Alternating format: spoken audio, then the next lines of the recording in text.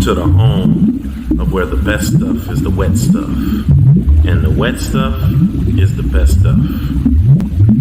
Welcome to Fishy Bizz Aquatics. What's cracking? First of all, let's get this out the way. I'm the Biz, Fishy Bizz Aquatics, and at Fishy Bizz Aquatics on YouTube, you'll get an informative channel that's fun and amazing with one of the hottest live streams called The Hotspot. You don't want to miss that on Mondays at 9. Plus, you can catch me at Aquashellas on panel, in person. Come chop it up with your boy, and always get greeted with the what's cracking, educating today's youth and the masses.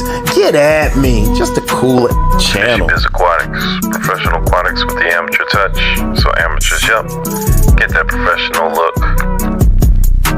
Y'all must have forgot. This video contains super awesome content not suitable for people who don't enjoy super awesomeness. Viewer discretion advised. Let's go!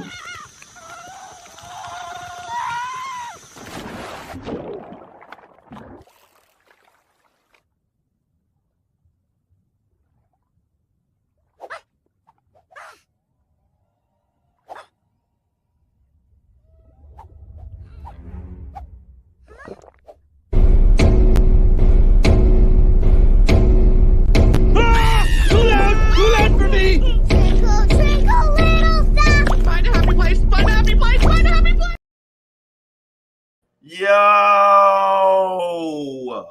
what's cracking? You guys already know where it is. It's the Biz, and I wasn't ready because I'm never ready. There goes the dolphin. Everybody hears it. There he is. We are bike, and we have a surprise for you. It's really not a surprise if you guys have really checked out everything. You guys should know who's here in the back. Or am I tricking you guys again? Because last time I tricked all your asses. But this time we got them in the back. We not messing around here. We've got the man himself, Ben Ochart, aka Ben O'Ciclets. You know what? I have been spelling his name like Ben Ochart, separately from the chart with the hyphen, and he was like, "Yeah, not Irish. It's all one word." All right, my bad. Let me go ahead and fix that. Man, so happy to see everybody here, man. We dolphining it up. I'm about to go ahead and look. My man Ciclet Savvy is in the place to be. Thank you, sir. He said he'd come back, and he's back. So you already know we're going to give him a show. Pete Hard is back with me with a $3 super sticker.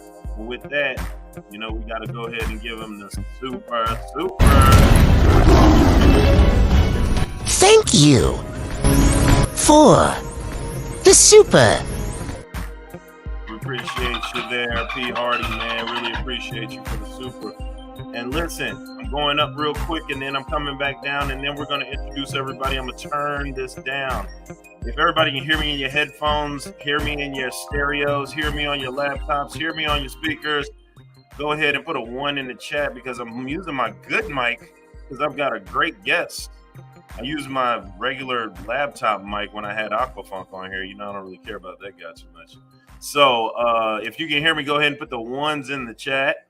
And we're going to head up here. We've got Garcia Aquatics is in the spot. You already know. Lady Roar, Ciclet Savvy is up in here.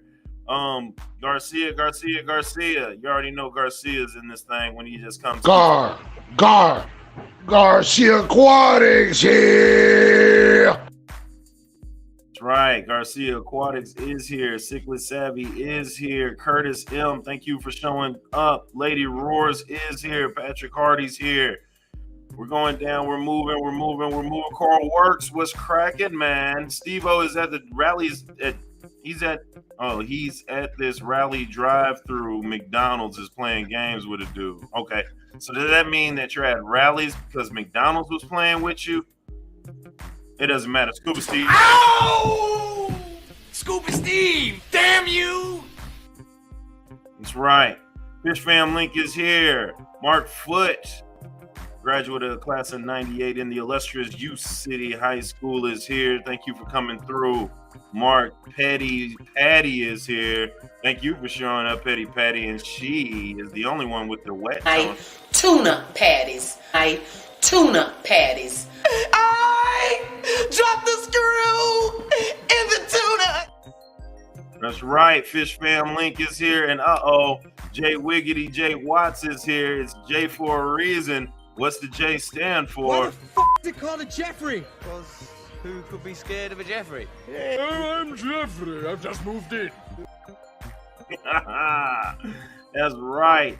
Vibes is here. Troy McClarty is here. What's up with it, Troy? Vibes. Rob A. Glassbox Hero. That's Danny Weshy is up in this thing.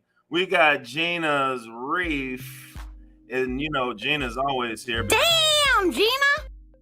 Right. Damn, Gina. George RB3 is up in this thing. And we moving on down, and we're headed down, in Jerry's Fish Room. What's cracking? All right, you guys, without further ado, because this man has things to do, and I know you guys got questions for him. Let's bring him on up. Mr. Ben. Oh, God. Larry! Hey, African cichlid, Peacock, OB, coming in, Larry. FX6, PH, Mbuna, Hap, Peacock, It's OB. Mbuna. Mbuna. There's an M in front of it, for Christ's sake. It's an M.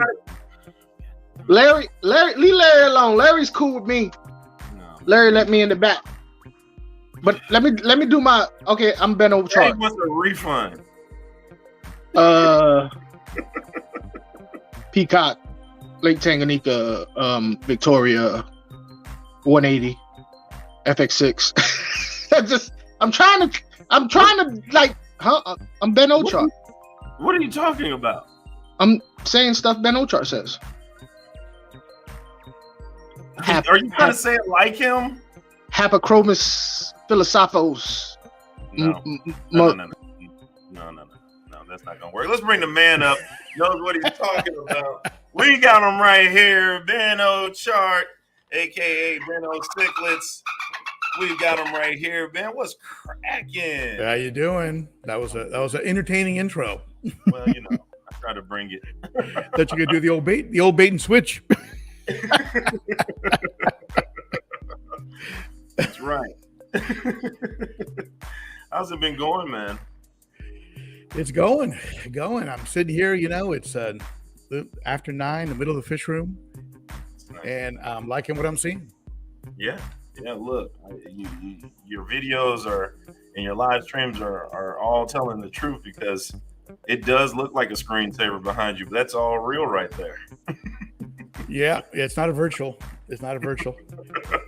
Now, the best compliment you can give an African cichlid keeper is, are those saltwater fish? Yeah, that's not good, man. That is pretty dope. That's the best compliment you can. Let me bring this guy back up.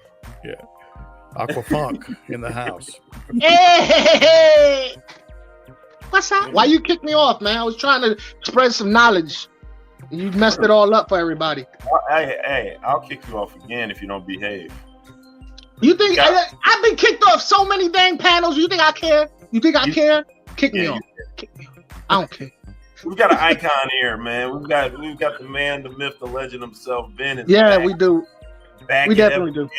Studios, Fishy Bizz Aquatics. He's not in the hot spot this time, but it's Ask Ben Mondays right now. Yeah, no doubt. I'm glad I don't have to. I wasn't his live. I didn't catch his live stream. This one. Did I catch the one? No, I was talking to Brandon. Oh, by the way, Jerry's Fish Room. What's up, brother? I don't know if you know this, Ben. Well, you know this because he talks about you all the time. So I was like, let me keep watching Ben. It's been a minute since I watched Ben. So, and plus I'm starting to keep African cichlids now. So I gotta learn from somebody. Cause this guy be telling me all kinds of ridiculous stuff. You can't trust him.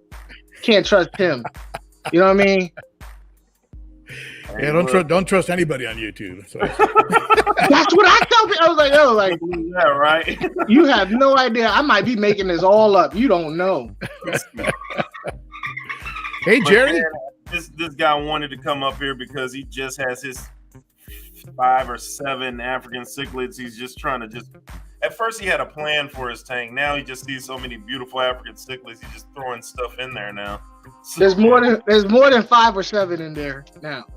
That's how I started. You just. Yeah, I think I'm gonna start keeping cichlids now. So you get a tank and you get them from every lake there is, and whenever you see the word cichlid, okay, yeah, I'll get that one. It says cichlid. Don't even realize that that's a South American cichlid, and that's and next thing you know, you've got a battle royale going on in your tank. You don't know what's going on. It's bad enough just having all Africans in there. They love each other one week and then they kill each other the next week. Yeah. I haven't had no deaths so far. I haven't had no deaths. That's good. That's real good. And I've kept African, but they were mixed Mbunas like in 2021 or something like that, and they were not enjoyable at all. They were too fast. They my anxiety they were all over the place, and I didn't enjoy it at all. The only reason why I got back into Africans, or got into Africans really, was because I kept seeing Bizzes every once in a while, and I'm like, dang. And it started making me remember. I used to follow this guy on YouTube called Dion. Did you just do what I think you did? You did, didn't you? Who? Oh, after everything got quiet, I was like, yo, did he just mute me again? No, we're listening to you. But there was this dude named Dion on YouTube that had some numbers. I used to watch him, and I always thought about that, but I just never had time to actually invest in, because they're expensive, man. They're expensive. I had Mbuna, but I found that when they put on size, they were so territorial. But I had them in a 60-gallon, so mixed in with some peacocks. So I ended up just going with straight peacocks. I'm talking about maybe 4 years ago, maybe 5 years ago. So I got rid of the Mbuna and ended up with just peacocks. But I liked them. I thought they were great fish. I love the way they move the substrate around, the way they hang out in caves, and if you give them all the caves, you give them the real estate they need, they're usually okay. But when they put on size, they can be a handful. Yeah, and they're not. It doesn't matter how big the fish is; they'll dominate. What exactly? How many different? Before you said it was like 4 or 5 years ago. You kind of went ahead and just stuck with peacocks. How many other fish did you go through before that? Well, I went through several. I mean, I was in discus. I'm going back to age 6, right? I started off with community tanks and things like that. Then I got into discus for a while, and then from discus I went to cichlids. And my introduction to cichlids was like a lot of people, right? I walked into like a PetSmart and I saw all the tanks with mixed cichlids, and took some home and figured, hey, look at me, I'm a cichlid keeper. And then I started to have all the problems, the problems of bad tank mates and aggression issues, a tank that was too small, those kind of things. And so fortunately I ended up with some big, like the tank behind me is about 7 feet across, about 300 gallons. So that gives them enough room. But recently I have what's called a Malawi trout. Yeah. That has pretty much dominated the entire side of the aquarium. There it is right there. I see it. Yeah, he dug a big pit. Now it's better now. He had everybody all corralled over here on the right side. See him right there. Yeah. Yep. Beautiful fish. He's over 10 inches. And he dug a pit. A pit that was probably, this wide. And so everybody had to stay over here. I had to put an extra plant in. So that the fish had a place to hide behind. We're out of sight. He didn't hurt anybody. He would just corral them over there. And 2 weeks before that, the living stone eye, which is Nimbochromis, they're known for being vicious. This is a Fusco. And this right here, I don't know if you can see him. That's a living stone eye. He moved about 4 inches of substrate down to the glass bottom. Moved it all out, made a pit in the back corner. And so he was defending that for a while. But fortunately, they calmed down. And they eventually realized, well, I guess a female isn't coming. So they give up and they abandon their pits. But apart from that, this tank has been relatively peaceful. Now, You mentioned that Fusco. Is that the Buddha Fusco? There's a fish that I've always wanted. I showed Fishy Bizz. It's kind of like greenish with 3 black polka dots on it, kind of a black face, and I think it's called a buso Fusco or something like that. I can't remember. You know what I'm talking? You remember that, Biz? You might be talking about a Buccochromis. Buccochromis, yeah. They have been what are called Rhodesii or a Buccochromis notatania. Yeah, I have a couple of Buccochromis in here because I see one like traveling. I think that's it. Let's see here. This one here. That's a Buccochromis. That's a Buccochromis. There's different kinds. The most popular one is the notatania. And they're gorgeous fish, beautiful fish. They can be. Well, there's one called a Leperturus green that can be pretty rough. Yeah, it is. Notatania is pretty calm, and the Spectabilis that I have in here is pretty calm, but the Rhodesii yellow is just a brute. I can bring him over here. This guy right there. Yeah.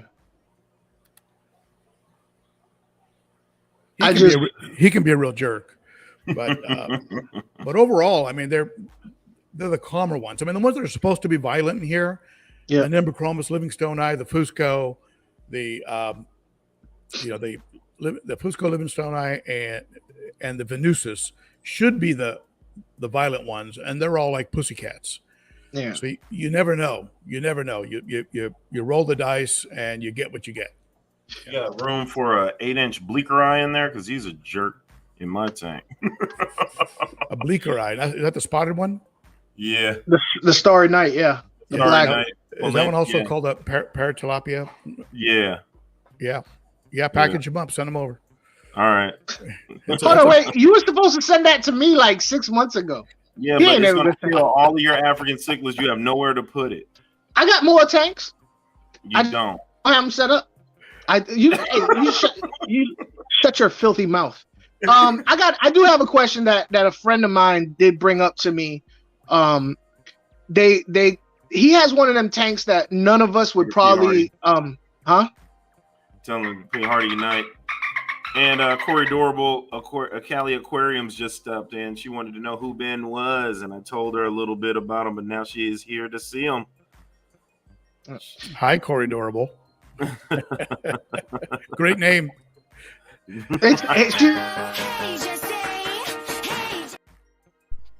got a real name. But a friend of mine, he hit me up and he was asking me about sexing African peacocks, and he was being told to. It was at PetSmart Petco about the egg spots. And to be honest with you, I had never got a definitive answer on an egg spot, to be honest with you. Because there are fish that were told to me that were males that had egg spots. There were fish that told me there were females that had egg spots. So what's that all about? Well, usually the males have the prominent egg spots, but I've been fooled also. So you can, sometimes a female will have some coloration in the anal fin and make you think you got a male when you don't. Yeah. You're probably a better indicator is a pointed anal fin and a pointed dorsal fin. Now, even then, sometimes, I mean, it can round out on. I mean, I bought when I used to grow them out. I would buy 3 or 4 of one kind, and then just let them grow out. And then as soon as I saw the color, the blue in the face, prominent egg spots, a pointed dorsal, pointed anal fin, and then at that point I go, okay, this is a male. Yeah, I'm going to go ahead and rehome the other ones. Yeah. So and that's the way to go if you want to go on a budget, because you can get a great fish for $10-15. Yeah. If you don't want to take that risk and you're impatient, you can go and pop for a guaranteed adult male, like from Cichlid Shack or something. You're going to pay $50-60, and you're going to pay another $40-60 for shipping. So there's different ways to go, but a lot of folks get fooled, and some fish are like your eye biters. They take a long time to color up. Your Sand divers, same thing. Long time to color up, and people just they get frustrated. And sometimes they'll sell a fish or give up on a fish right before it blows up with color. Or maybe they have it in the wrong situation where it doesn't want to produce its color. That's a sand diver right there. And yeah, well, you know what? That's a good point, because if that fish is subdominant, yep. Sometimes they're like, "Hey, look, I'm no trouble. Yeah, I don't want none. Yeah, that's right. No mine. Yeah. I had some. I'm a gal. I had some OB peacocks that I was like, well, if they got color on them, then they're male and they should good. Rounded anal fins, female. But I had one that was colored up, spotted up beautifully, and it was holding eggs. And I was like, "Are you been a girl this whole time?" Like... Speaking of coloring and cichlid shack, me and Biz, we were really good friends with Dan from Consolidated Fish Farm. He sells African cichlids, and I talk to him often about his fish that he gets in and the sources. And I know one of his pet peeves. Go ahead. One of his pet peeves is a lot of the Africans that come in from overseas. It's legal overseas for them to put chemicals and hormones to increase the color of a lot of these African. Because I've been to his place where he had fish from overseas, and I was like, God dang, like holy moly, like it'd be like a two inch fish, and the color is ridiculous. And I'm like, I can't imagine when he's gonna get big. He's like, it may not look like that when it gets big. I don't know if I'm gonna deal with these people no more, you know. So Savvy just said, watch for juice females. It's sad the way that way. And the females look good too. So, can you talk a little bit more about that? Juiced up females, juiced up males. Well, when you see a real good deal, it's true. Yeah. You know, remember that guy? I forget. God, really nice guy. He had a group called Wonder of Cichlids, and he used to call them pop-up vendors. They show up like on Facebook, or they show up, just out of nowhere, and like, colored up African cichlids, $8 a piece. You order them up, and it's like, yeah, they're all juiced up females. Yeah. And then you go back on Facebook, and that person's not around. They're gone.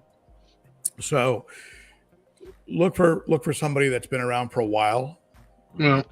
Look for somebody who either sources from a reliable source or grows them in-house. I know there are lots of folks that are breeding. Cichlid Shack has massive breeding tubs, and they grows them out, and they're 3, 4, 5 inches. He sells them. I know Cunningham Cichlids does that. A lot of good guys out there that really stand behind the product. Yeah. But you're going to pay a little more. You're going to pay a little extra, but you're going to be sure you get a quality fish that has good stock. Now, not just that they're a guaranteed male and that they're colorful, but they're also going to last. They're not going to be real weak and get a lot of illness. Like good strong stock. Yeah, and don't take the easy way out on that. Like it's almost like getting plants from somebody who's been CO2 in it, and you're going to put them in a regular low light environment. Like they're not going to do well for you there. Right, they're going to melt back pretty quick. Right. Mexicali is in the place. I got his new. Mr. George, how much you pay for the new guy? George of the jungles. Watch out for that tree. $20? No, too much money. He's no good operator.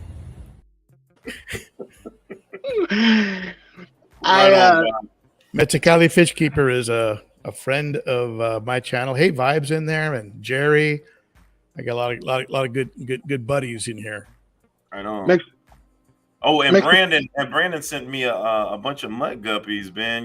We had lunch with him at the Gaylord in Florida. Yeah. He's a good guy. Guppies. You want a school library? I've got a green tear that he sent me. Nice. Look, I talked to Brandon the other day. I can't remember if Jeff was on the line too, if it was three-way or what, but no, it wasn't. I was at work. I was talking to Brandon, and he was telling me something, and he was basically, what's gonna happen is next time I go see Brandon, we're gonna go to a parking lot. He wants to drive. Wait, what? He hasn't drove in like 6 years. He wants to drive, so I'll be like, bet he gonna hop in the Kia, and we're gonna go driving. He probably still drives better than PB Aquatics. Oh God, anybody drives better than PB Aquatics. Yeah, he's got a discus. He's got a discus tank now. Who, Brandon? Yeah. Brandon, Yeah, he does. Looks pretty good. Brandon's new tank is off the chain. Yeah, a lot of jungle val and all kinds of nice plants in it. It's creepy because when I went to Brandon's house a couple weeks ago, I did a fish shop hop with him, right? And which was a very cool experience, honestly, God. I'm a big fan of Brandon. I talked to him. When did I talk to him? Day before, Sunday. Anyway, it was weird because I was testing him. I was like, hold up, wait, man, I'm gonna test this dude out. Let me go see. I said, what's that plant in the back right? And he told me what I don't know plants, but he told me exactly what it. I was like, hold up, what's the one over here on the left by that brown thing? You talking about that log? I was like, yeah. It was like he knew where every plant was and where how many of the fishes were. Yeah. He told me. I talked to him on the phone and he told me his fish were acting up. And in my head, I'm like, how the heck you know that? You got super senses now, man. No, he actually enhanced everything. Or did he probably put his hands in all of it? His mother, God bless her, spends. He's always asking her like, "What are they doing now?" And she's. I guess she's learned how to be very descriptive the way he. So, yeah. So he's a cool guy. Cool guy. Aquatics with the super duper. Thank you for that. Super. Right on, Garcia. Appreciate that. Ben, I gotta ask you. Will jumped in here, and M&C Aquatics has jumped in his thing. Hey, put your questions in the comment section, man. It's in its 30 minutes right now, so go ahead and ask away. And or me and Funko just keep tackling that Ben, man. Yeah, this is what we do. I got a serious question. I see you got some. It looks like you have like a crushed coral type, high pH type substrate. That's have in behind you. How important is high pH to African cichlids that have been bred in captivity for so long? I mean, does it make a difference? Do you see more color? I'm running in the mid sevens right now. Really? Yep. Even with that substrate, I thought that's supposed to take you up to 8. Even with that substrate, because I'm what I'm getting out of the tap. So they will adapt. They will adapt. Now, will they? If I was breeding, I might want to do some maybe do a little work with that pH. But bred in captivity, 10th generation. Now, a lot of these are what are called F1s. Yeah, one generation removed from the lake. But I'm an F1. You're so that the I was born in Brooklyn. I'm an F1. What? You're F1? Yeah. Then you got to from Brooklyn. You got to go to Florida. I think it's the law. So that's what I did. I'm here. All the crazies. You got to go to Florida. There's the only place that'll take them. Yeah. Florida's a hot state. 20 years ago, we used to call it God's waiting room. But now it's a hot state. It's got it going on. I call it Satan's butthole. You would. Everything is butthole with you. You realize that? Bunny Viper is here. Bunny, aka Poison Ivy, she has made it in the spot. Thank you, Bunny. Uh-oh. With venom. I probably should have mentioned this earlier. I'm poison.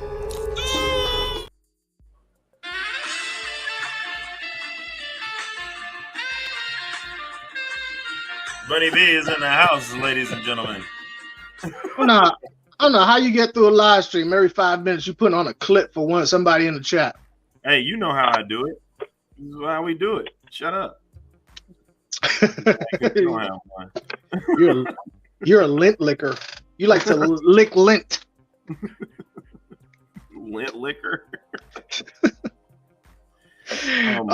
I just hit somebody up on Facebook that I'm probably gonna do a video at her spot, but she's selling African cichlid, and I was giving her some. I was looking through her little pictures on Facebook and whatnot, and I asked her how much 4 inches of some of the prettiest Africans peacocks for $30. I was like, and I know some of them are import, some of them she breeds, so I'm really curious to see her spot is for 4-inch peacocks males for $30.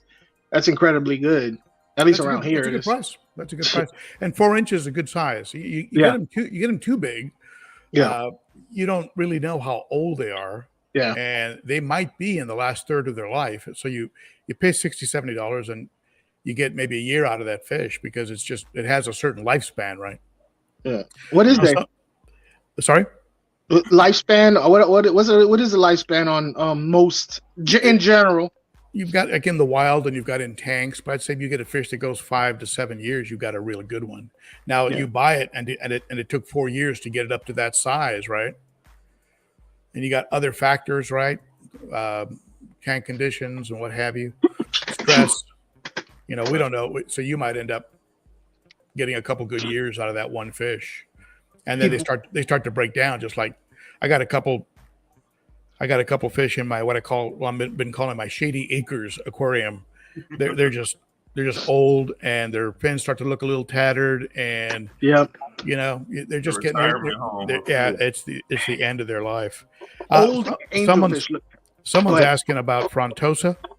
Yeah. That'd be Garcia. Ben, do you like Frontosa? Would you keep any? Yeah, I had Frontosas in California. Do you know Kevin Green?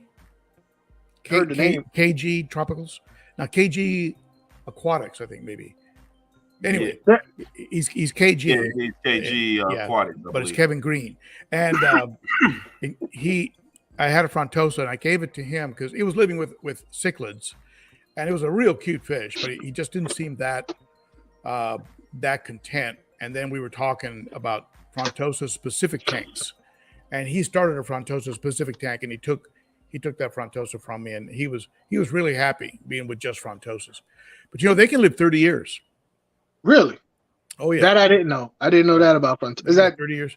They're and they get giant. They're slow growers, but they get ginormous. Forever to get to sizes. They're like that paratilapia that you've got there that they can get over 10 inches. That bleak eye? Yeah. They get over 10 inches and they get very thick, like an Oscar. Yeah. But they're a little bit slow growers. And what about my compressor seps? Because it's taking them hellas. They still have. Now he's talking about the Tanganyika compressor, not the Malawis. Yeah. I had an argument with a guy at a pet store because I took him all my tangs and I said those are compressor seps. He said, no, they're not. These are compressor. I was like, they're both compressor seps, man. It's just different. It's like, come on, man. You own a pet store. Stop that. But you got to Google that stuff. Yeah. Here, hold on. Let me pull this up. Yeah. So what advice would you give to a someone got a 55-gallon tank? They see the African peacocks on your channel and they're like, I gotta do that. So what advice would you give to them? Start saving money. for a bigger tank. Yeah. You're gonna need a 6-foot tank. You're gonna want a 6-foot tank. Yeah. You're gonna want to add more fish in there, and that happened to me. I had a 60, and 60 led to a 150 and a 135. And that led to 150, and then I used to joke about how I was going up 15 gallons at a time, but then and then I've got these big old tanks. But it's you're gonna want a bigger tank, and you're probably gonna want to put a fair number of them in there to spread out the aggression. Mm-hmm. Different schools of thought. Some people think, people would call this tank very lightly stocked. Yeah, I would say for African cichlid tank that I've seen, most people have them packed. But that one seems, where people have, some of your fish have room to move. Yeah. So there's different schools of thought on it. Mm-hmm. I don't like it where it looks like a big ball of sardines. You know what I mean? And but I see the logic in both sides. But if you stock to spread aggression, you overstock to spread aggression. you're going to have a lot of filtration and a lot of maintenance, a lot of water changes, right? A lot of filter maintenance because a lot of food is going to be going into that tank. Yeah. Another tip. Go ahead. No, I was going to agree with you, but I've always heard you hear it different ways where the aggression, and it's still sometimes it's tough. I overstock because I naturally overfiltrate, and it is you gotta have to check that water, got to keep it going and do those percent changes and just gotta just keep looking for tattered fish at some point in time. But sometimes they're in complete harmony, and you're just like, oh, they're doing all right. I was showing my students the 55-gallon where I have about 12 cichlids in there, 11 maybe. All were doing perfectly fine for the last 3 months. I walk in there today after this weekend. One of the sub bosses is now is dead because the bigger peacock must have taken him out. So. Yeah, I talk about that little switch that flips in their head. Mm-hmm. And it happens sometimes in the total darkness too. You don't even see it. Yeah. Looks good when you go to bed. I introduced a friend of mine to African cichlids, and he was so excited every time he named all of his fish, but he was into Wu-Tang, so they all had Wu-Tang names. You know, it was like he was so fun to listen to. But he would always, every day I would see him, he'd be like, "Hey, Strong came over there and he knocked so and so in the head." Like he would talk to me like he was watching like a kung fu flick, where everybody would, you know, like so and so was the boss and then so and so knocked him down, and I think that is appealing to me. I love observing fish, and from watching mine, watching who does what and when they do it and how they do it has been real interesting for me. But you said sub boss. I've never been able to pinpoint a sub boss. Tank bosses are easy. Well, it's usually that second one is more likely the second largest one, or you'll see him having a side of the tank to himself. They'll still move out of his way, but he still has got to respect the big boss too. Like it's most likely that second largest fish sometimes.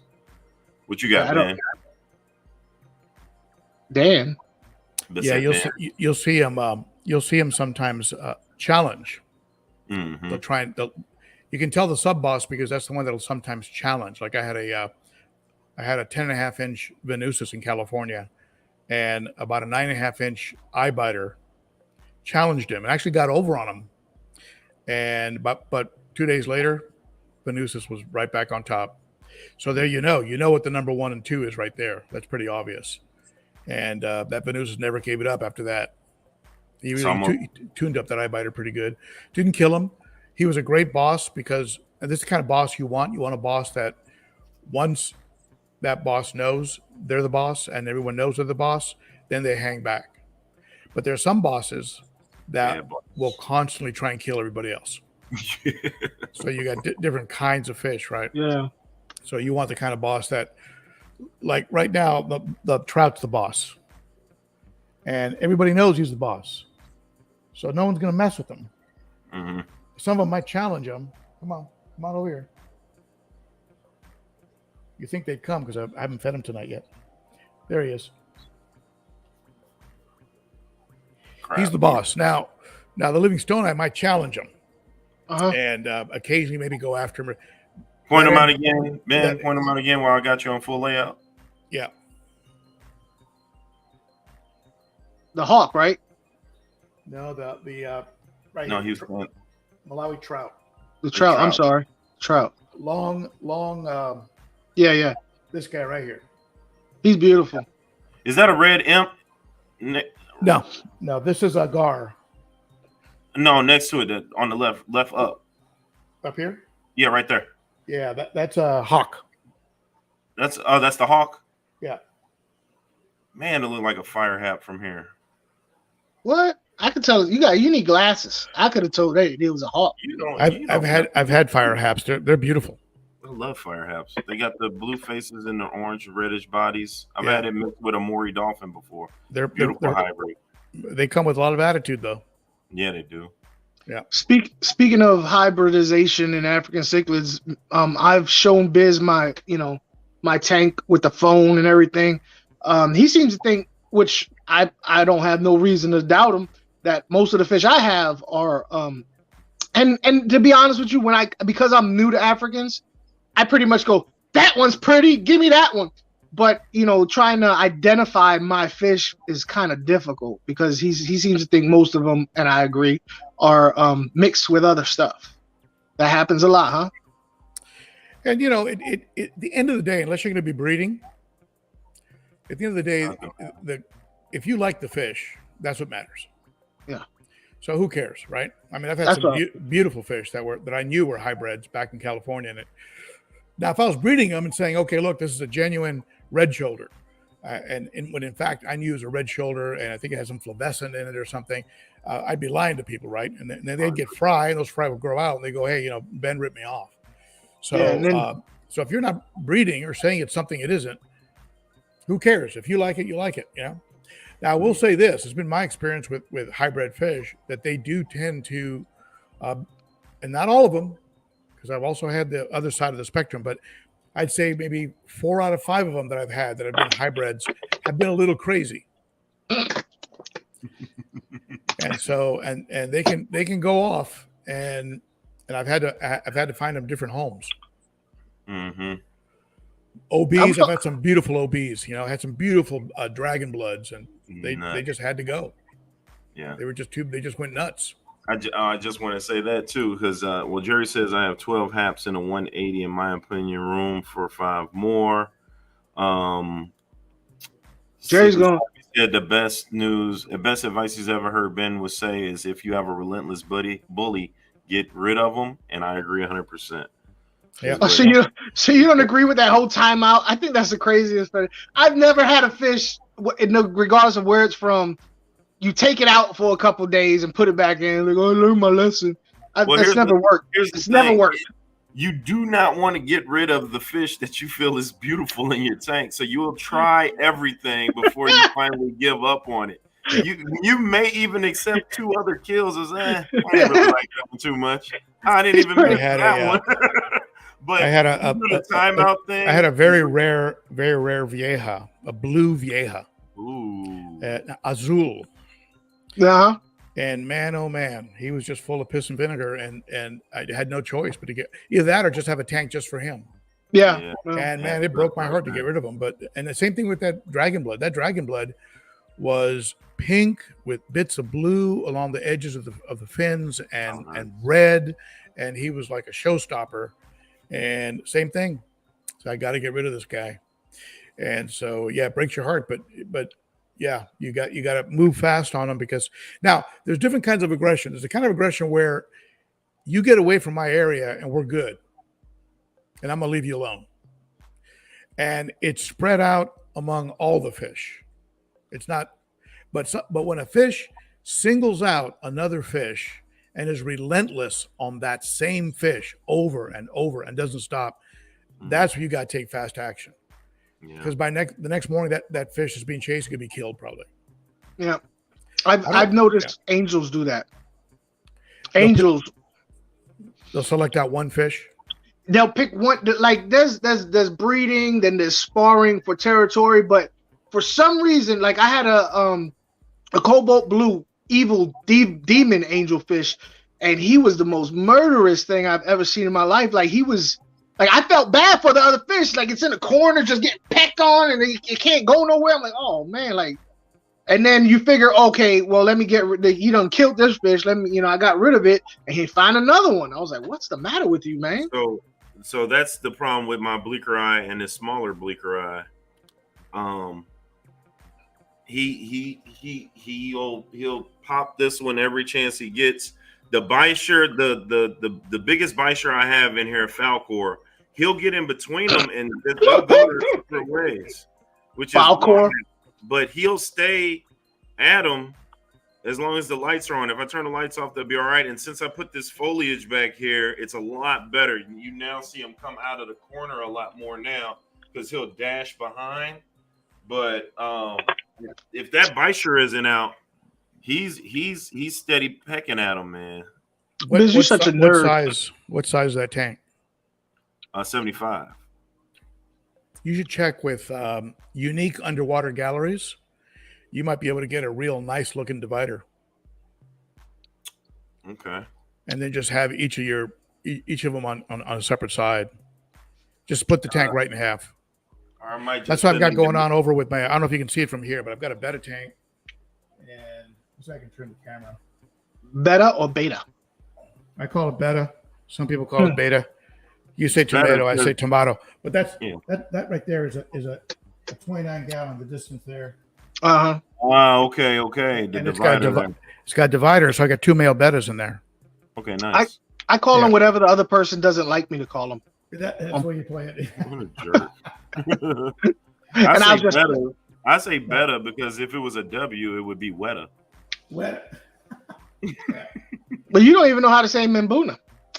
Mbuna. First of all, you just say words, and we've already established that. Like whatever words you want to say is just your words. We've established that. Now I'll tell you this: cichlids are not for everybody, and if you don't like aggression and an occasional shredded fin, it's not for you. You really should.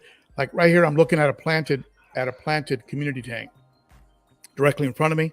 That tank is a better temperament tank for a lot of people, and a lot of African cichlid keepers have gotten out of African cichlids because they just couldn't stand that beautiful fish. You know, they come in the morning, that fish is just floating at the top, all shredded up, and they just said, "That's it, I'm done."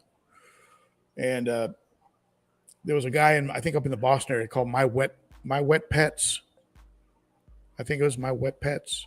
Mm-hmm. And he had a beautiful cichlid tank. He must have had 50 cichlids in this 150 or 200 gallon tank. I came back to a station 2 months later. It was all guppies and neons. Now, I'm gonna say something a little controversial here, and this is just me talking. This is only Aquafunk, and ain't nobody else saying. But I've noticed in my life, not saying nobody else's life, I've noticed that there's a certain type of person socially that is also drawn to the African cichlids. When I worked at the pet store, if you had to count the races of the people who liked African cichlids opposed to others, it was a lot of minorities really liked African cichlids. Why wouldn't they though? Just saying that one race like something more than you know people. I just noticed that there's a certain type of person that really likes that and I don't think it's because they like the aggression. Yeah, he's a mean, he'll kill anything. I think it's more because it's action. You know what I mean? It's action. The whole peaceful thing. And for me, a peaceful tank is a little bit boring. Like I get bored with it after a while. But when fish are constantly doing different things, like you said, tank bosses switch positions. This fish will do that. This should dig out. For me, I just sit there and be like, "Why are you doing that?" You know, and I'm trying to, dissect what's in their mind and stuff like that. But I was thinking the same thing. I was like, man, everything smaller than African cichlid peacock to me was like guppy food. I mean, it was like African cichlid food. So I didn't pay attention to guppies. Endlers is too small. I didn't really pay attention. I was like, yeah, they're colorful, but what? So what? But until you get a guppy tank and you notice that they don't never stop moving either. They're always humping on each other. Yeah, but that's it. That's all they're doing. And I was like, dude, this is not bad. Scrumping and eating. And I was like, yo, you got the life. But with African cichlids and with my students, all they want is the first thing they say is piranhas. Why? Because they eat viciously. Well, what about these African cichlids? And they'll look at my 55-gallon African cichlid tank and be like, man, what's that pretty one? Oh, man, what's he doing? What's that one doing? Where did that one come from? Dang, did you know it was a baby in here? They be doing it in here? Where else they gonna go? They gonna get a hotel? Balls is cracking. But yeah, I happen to really enjoy the Mimbunas was too much. That was just too much. It was very stressful. A lot. There's a lot. But with the peacocks, I really enjoy trying to figure out what they do, when they do it, how they do it. which is more interesting to me. You know, a community tank where they're just going back and forth with no rhyme or reason kind of bores me. Angelfish, that's one reason I like angelfish. People look at them and they think they're a community fish or peaceful. They're actually quite. I wouldn't suggest an angelfish as a beginner fish at all. Like, they're actually really, really temperamental and stuff like that. I don't know why people do that. They're a cichlid. Yeah, but people always want to be like, hey, you got platies? Yeah, put this angel in there. I always put my angel with 5 to 8 inch semi-aggressive New World cichlids. Yeah. Jack Dempsey, Spiral Mouse. Aquaball says, nice to see you, Ben. What's cracking, Aquaball? Hey, Aquaballs. Good to see you, buddy. Had a pleasure meeting him in California over at Nolan's Aquarium. I got to meet Aquaballs. Very nice guy. I got to meet his family, too.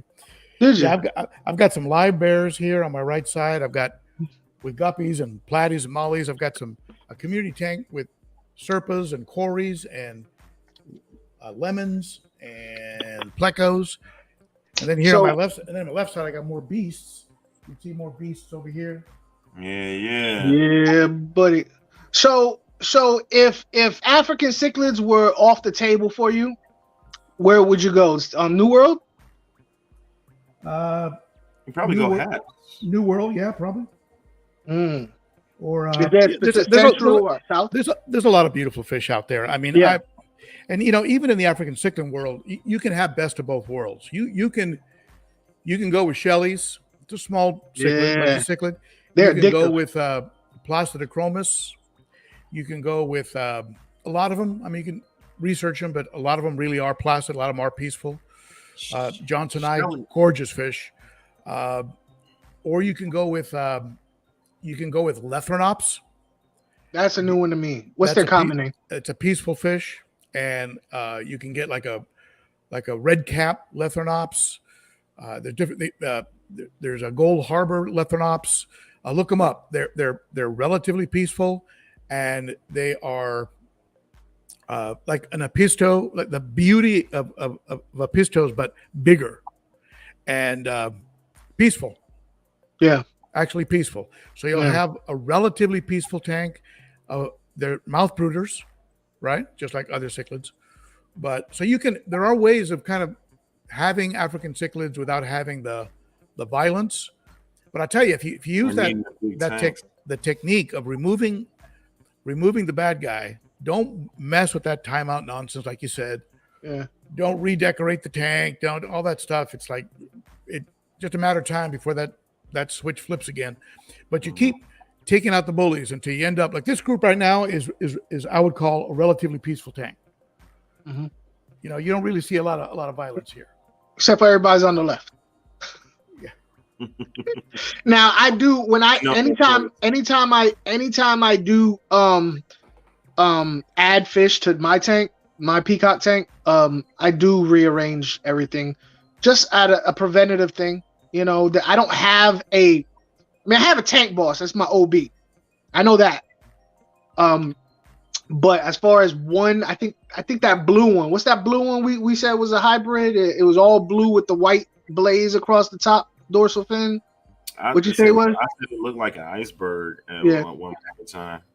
At any rate, that might be the sub boss. I've seen them kind of but I've seen them face off with other ones. But I'll rearrange the tank. Plus, I cannot not put my hand. I always got to do something. I get bored. So rearranging the tank is always fun for me. But you know what, man? You said you put that big bush in there to kind of give a little bit of relief to some of the action that was going in. So sometimes it does work. You're saying though. You talking to Aqua? Talking to you. You keep saying Dan. I said Ben. I hear Dan. Now you said put what do you mean put? That's because you love them. Put what fish in where? Tell me again, Drew. You when you put that bush in on the right hand side, you said that you put it in there because to get some of the back and forth from your two boss and sub boss, right? The hawk. Yeah. So that is sometimes. Oh, you mean the plants over here? The plant that you put in there, yeah. I put those in there so that the fish could have a break in the line of sight. Yeah. So it does work sometimes, right? Yeah, it does work. And some people like a wide open aquarium with nothing because that way there's nothing to claim. Yeah. Right? There's no territory to claim. But again, It's if you got a bully is going to be a bully. It doesn't matter if he's got territory or not. But I put an extra plant in there, and just to give a little extra coverage while the Malawi trout was going through his pit digging. Sure. And now that's over, so I'll probably pull out. There's 2 of them in there. I'll probably pull out one of them, so you have half as much. Okay. Questions. New World cichlid with Bosemani rainbows with a question mark says vibes. What you thinking on that? They're beautiful, beautiful fish. What type of New World cichlids, though? I mean, you don't want to get no Central American Vieja. He had a Vieja a blue Vieja that killed everybody. So it just depends on what type of New World cichlid you're talking about. Yeah. It would be a little bit of I'd feel better with those. Maybe put in some electric blue Acaras, some silver dollars, maybe some kind of handle themselves. Some Severums in there.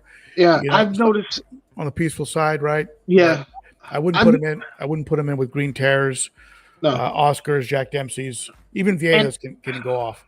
Yeah, I've noticed that vibes. I've noticed that South American cichlids has a wider variety of colors, shapes, and attitudes. And most of the South American cichlids, that's your pistos, that's your festivums, angels. So they're a little bit more docile. Your Central American cichlids, though, that's your Jack Dempsey's, that's your Trimax. So I would kind of stay away from Central Americans. If you're looking for cichlids to go with Bosemani rainbow, any kind of rainbows, I would go with South American and stay away from the Central. Then it says he has Shelleys, and I know a lot of people wanted me to get Shelleys, but you want a guy that loves a lot of color and big fish to go to a small, colorless fish for what to me? I'm just not a fan. Okay, so Shelleys do have color. My problem with that setup is that one of your fish, like if you set up your rainbow tank like a rainbow tank with plants and all that stuff, that is not what Shelleys want. Shelleys want a bare sand tank with a whole bunch of shells in it, so the environments are completely different. You can do it. I'm just saying the environment different water parameters too, I think, with the Shelley and the rainbows, right? Yeah, the Shelley would definitely be more susceptible to pH. The rainbows, because they're bred in captivity, might be able to handle a higher pH. Might, but you probably won't get the color you want out of them. So it's just the environments that they come from are way, way different. You're not going to get all of one. You're going to be like in the middle of everything, and none of your fish are going to live to their full potential as far as color or behavior or breeding. Yeah, one of the things that'll affect both color and illness is living under stress. If they're living under stress all the time. Yeah, my tanks are going out. They're on timers, so this one will stay on a little longer, but the other ones are going out on me. But anyway, they'll go. I mean, stress is a real important point. That is another reason why you want to act fast, because it'll predispose a fish to illness, and it's never a good thing. So that's why you got to move real quick. Someone asked about exodons. Yes, sir. Yeah, I think in California I had an exodon. If it's the fish I'm thinking about, beautiful fish. I ended up selling them when I moved from California. Never really blossomed into his full color, but loved him. Very, very peaceful. A little bit like a little bit like a Plastidochromos in his temperament. They just kind of keep to themselves. They're not really aggressive. If it's the fish I'm thinking about.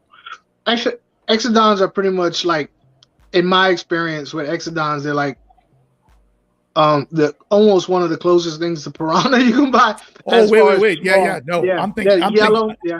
I'm thinking of a different fish. No, exodons are not on my radar right now. They're actually when they're colored up, exodons are beautiful. They're a smaller fish, like a tetra. Those are smaller. They eat meat though, right? Yeah, they eat like piranhas. Yeah, eat like piranhas. Yeah. IFG, if you know IFG, he had a tank of them, and I think I think Joey, the king of DIY, I think he had some Exodons for a while. Mm-hmm. And yeah, they're like piranha. You drop in a piece of meat, they all go crazy. Yeah. And no, I'm not going to be building a shell dweller tank. Not really on the radar. I'd probably go back to discus first. Mm-hmm. Maybe Nice. get a peacock tank, put a fluorescent, put a Benga sunshine in there, move my bicolor in there, put some nice. Lethrinops in there. You know, a tank like that would be probably ahead of a shell dweller tank for me. What size put all that in? I'd put that in minimum 75. Well, I just happen to have an empty 75 here. Why are you gonna steal his ideas though? Did I say I was about to ask?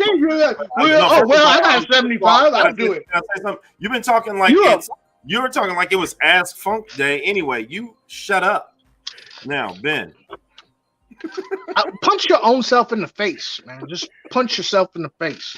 Now, Ben. Yeah. Oh, sorry. That wasn't towards you, but yeah. So I was thinking discus, but I didn't know what was the best thing to put with them. But I've also was thinking, going a little bit with some tiger severums or doing something like that. But I like that with the discus and the Benga sunshine. That's gonna be hot. Well, I wouldn't put a discus with the Benga sunshine. Oh, okay. Where was the Benga going? That would be if you had a let's say a tank with peacocks. And, okay. And Lethrinops. Okay. And an African tank that is not full of predators. Like this is mostly big, what they call predator haps. End up with a peacock tank, and then have you seen a fluorescent? I mean, just a gorgeous fish, fluorescent. I love fluorescents. Yeah, fluorescents, and you've got your Bengas, your ruby reds, your German reds. I mean, there's some beautiful peacocks out there. So yeah, that's a peacock tank. Yeah. Now I just want to get a Benga now. Benga sunshines are gorgeous. They're beautiful. I'll never say sunshine. I'll be like, that's my Benga right there. Benga. Fluorescents. I think Ben's fluorescent was the first fluorescence I saw, and then I went to go get some out of Midwest Tropicals. He had some beautiful ones. That's a beautiful fish. That and that flamed, what is it? It's a flame tail something. Flame tail. Yeah, no, you got it. Flame tail. Yeah. Flame tails are crazy beautiful. Now, believe it or not, when peacocks go off, they can be even worse than haps. Mm-hmm. If a peacock gets its mind on killing another fish, they are relentless. Yeah. So now, if you put them into a big tank, a 200, 210, you might get a different outcome. But I had them. I was quarantined those fish in a 55, getting ready to transfer them to a 210. Back when I had the African cichlids in the 210, and they were killing each other off every day. It was like a bloodbath in there. Are there any haps that I could put in the 75 together? Oh yeah, Z-Rock. Z-Rock. I love Z-Rock. Banging a Z-Rock. Yeah, Z-Rock's beautiful fish. Or icebergs, right? Yeah, but they're shaped a little bit different, but they've got that gorgeous orange yellow that goes from the upper lip all the way back to the tail. Yeah, just stripe, right? Yeah. Like a blaze. Yep. They're mellow, real mellow. That's nice. What would you put them with? He gonna copy you? Don't tell him. With your fluorescent. Put them with your Benga. Put them with your ruby red. Throw a couple Lethrinops in there, and like a red cap, and you'll have a tank that people will be going, whoa. Yeah. Well, that's the color. If you guys were curious about Bizz's next tank setup, sulfur head, yes. Ben just told him everything to put in there. Just saying, he gonna do whatever he wants. He gonna copy Ben stuff. Hey, I asked for a suggestion. Hey, fool, listen, you always want to talk stuff, man. We got the expert here, not you. So stop stealing his ideas, man. What are you talking about? You know you're gonna do whatever. You gonna rewatch this and just cut a Benga. Okay, I know exactly what he's talking about. Z-Rock. Listen, you better hurry up and do it before I do. Mine's empty already. Look, it's ready Cichlid Savvy, is that a Placidochromis Jalo Reef? Placidochromis Jalo Reef? Because if that's a Placidochromis Jalo Reef, that's a gorgeous fish. Where are we at? Cichlid Savvy. Savvy. That reminds me of Pirates of the Caribbean. They always say Savvy. Hey Ben, after you're done with that, can I ask you on fish food? I remember when I worked at LFS, I used to have to explain to everybody you can't feed Africans that heavy protein the same as New Worlds. If you had 3 brands to choose from, what would they be? What would be your top 3 brands, and why? Well, I love what I see in the ingredients of Extreme. Mm-hmm. I love what I see in Sarah. Sarah. Yeah. And they make an African food? Mm-hmm. Uh-huh. The nice thing with Sarah food is that it's low phosphate, so you're not going to be encouraging algae growth. It's a very low phosphate, low fillers, very low additives. So you're getting just really the clean ingredients without a lot of the extra stuff. I've had good results. Now what I do is I put together a mix. Yeah. Like my mix right now, I've got Denachi in there. I've got some Extreme pellets, both peewee and the big fella. I've got some Sarah in there, some of the Granu Green, so they get a little bit of help with their intestines, right? Yeah. And so fiber. My idea is that, and I've said this in some of my food videos, no one company, I don't think any, despite the research, you've got Sarah's got 50 years and 50 scientists on staff, but no one, I don't think anyone has it nailed down 100%. Right. And plus you have the uniqueness of your water, your fish, right? Yeah. So I want floating food. I want sinking food. I want medium, big, and small pellets. I want everybody to have a shot at it, and I want a mix. So they're getting a whole variety. They're getting some veg. They're getting some protein. They're getting some. So that's what I do. I put it all in a big jar and I shake it all up, and then when it goes down, I just grab 5 or 6 different ingredients. I put Piscine energetics in there, and then I feed them frozen live brine shrimp, frozen krill, and frozen bloodworms. No bloodworms for the African cichlids because that can give them some bloat maybe, but they get frozen krill, and the South and Central Americans get bloodworms once a week. My jar of food. There's like 4 different brands in here. Yep, that's what I do. Yeah, I try and tell people that they're very brand specific, and I'm like, you just, I don't mind having one staple brand. Like I haven't had Africans long enough to pick a staple brand. I'm gonna try that Sarah though. But I'll keep one staple brand, and then I'll just find like, hey, let me try this. I'll look at the bag and I'll throw that in there. Yeah, I haven't picked a staple brand yet. I'll check. There's Extreme in here too. People. I get it. I mean, people don't want to mess with success. Yeah. If they're getting good results, the fish look good color, they're healthy. They're reluctant to mess with it, and I get it. That's just the way I do it. Now, when I first got into cichlids, I was a North Fin guy. Yeah, me too. And then I sort of drifted away. I saw some videos about from the farm that was owned by the guy that makes Extreme. I just like, whoa, his fish look like saltwater fish. His African cichlids look crazy. So I started using Extreme. Now I got contacted by North Fin last week, and we got into a conversation, and they're going to send me some out. So I might be going back into including North Fin, not being exclusive because I'm not going to be exclusive to anybody, but I am going to be giving North Fin another shot and putting them into the mix. Now, when I kept tangs, I did North Fin, and they had North Fin for African cichlids, and I would get, because it had a little bit higher protein content that I was comfortable with for my tank. Pootie Huh? tank?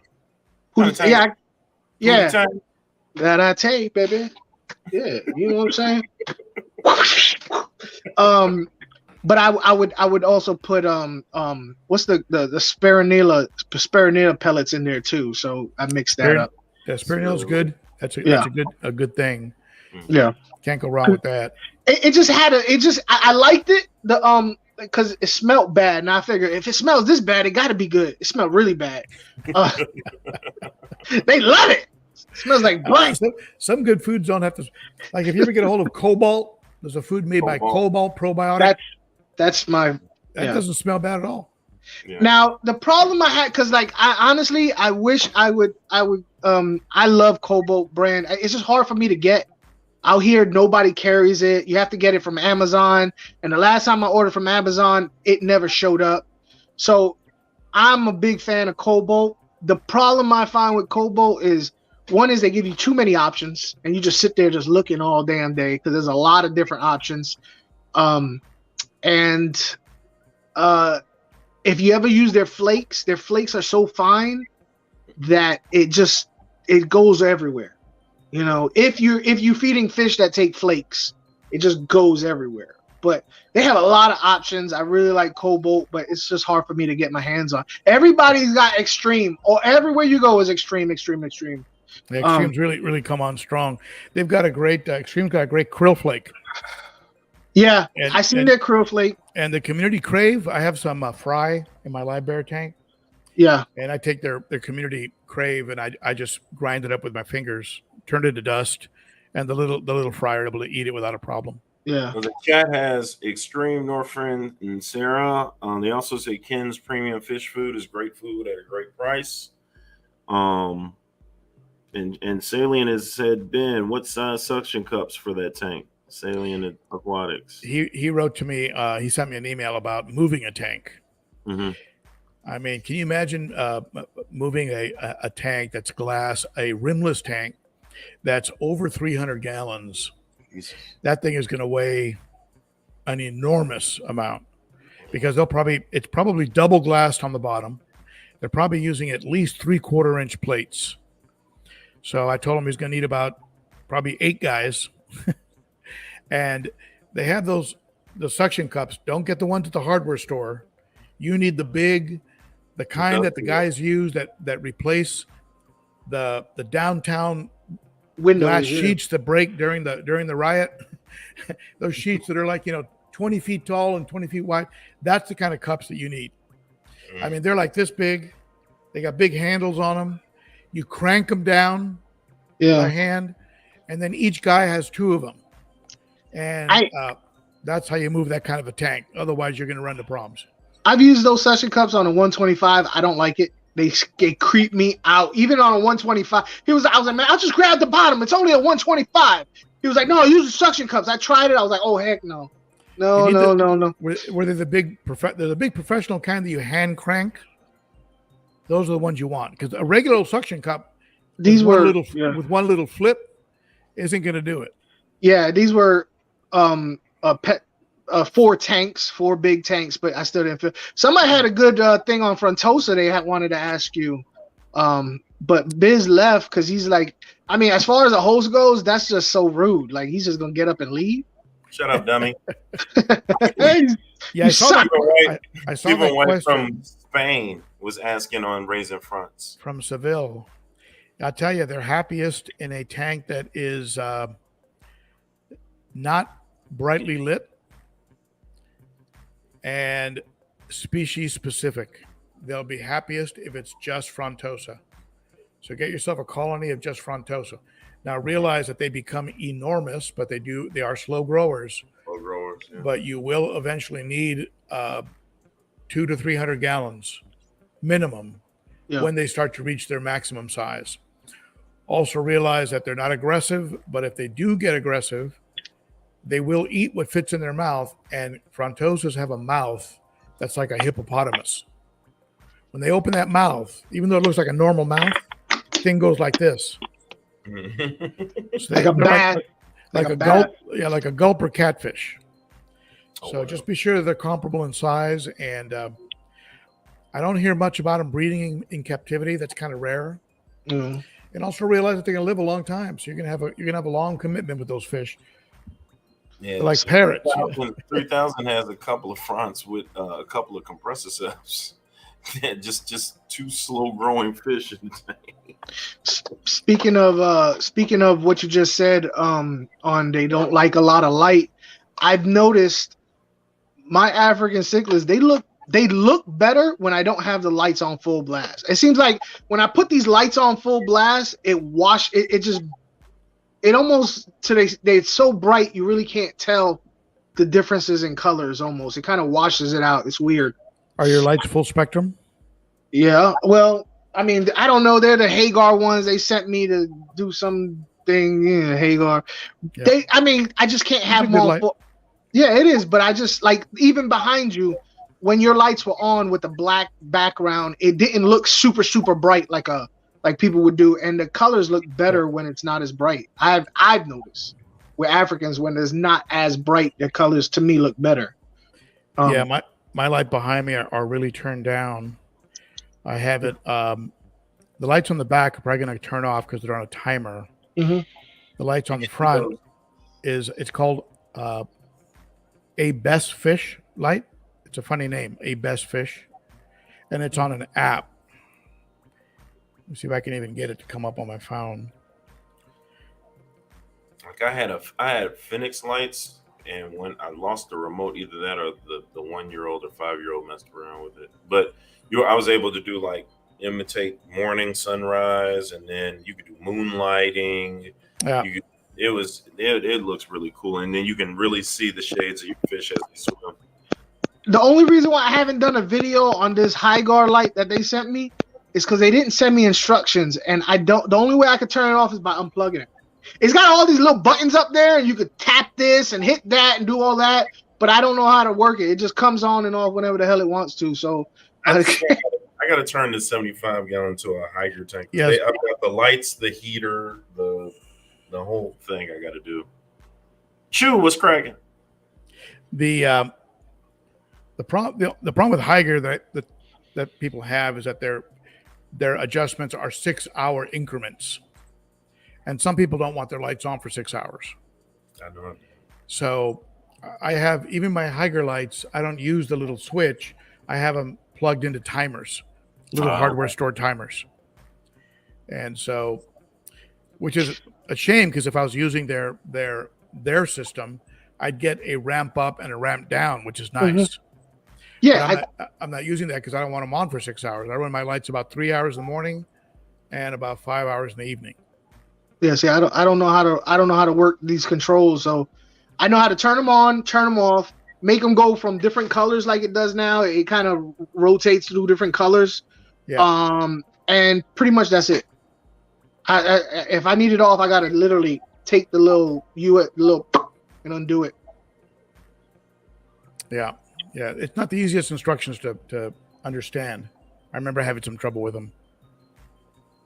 Peacocks that live in caves in Lake Malawi. I tell you, the most beautiful colors you'll get will be natural sunlight. So I try and get full spectrum lighting, even though people will say, well, that'll give you algae, but I don't care. Full spectrum lighting is the closest to the sun. That gives you the best color, or natural sunlight, but you're going to have an algae issue if you do that. Yeah. But I like that.